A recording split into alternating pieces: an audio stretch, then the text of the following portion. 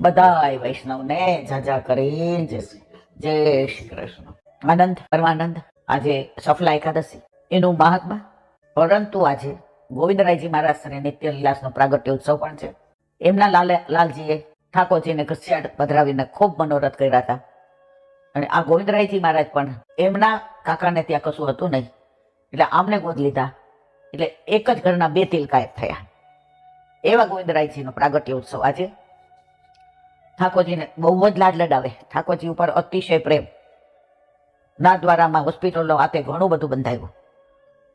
હવે નાના હતા, 5-6 વર્ષના, ત્યારની વાત છે. હવે પિતાશ્રી શિંગાર કરતા હતા અને એ બધું આમ જોતા હતા કે આ શ્રીજી બાબાને જો બાજુબંધ, બેરખા, પોંચી, અણવટ, વેચિયા, લડ, તોરા, તિલક કર્યું, વેણી ધરાવી, એવા પ્રેમથી નિહાળે. શ્રીજી બાબાને એની સામું જોઈને આનંદ આવતો હતો, કારણ કે આ શ્રીજી બાબા સાક્ષાત છે, આ મૂર્તિ નથી.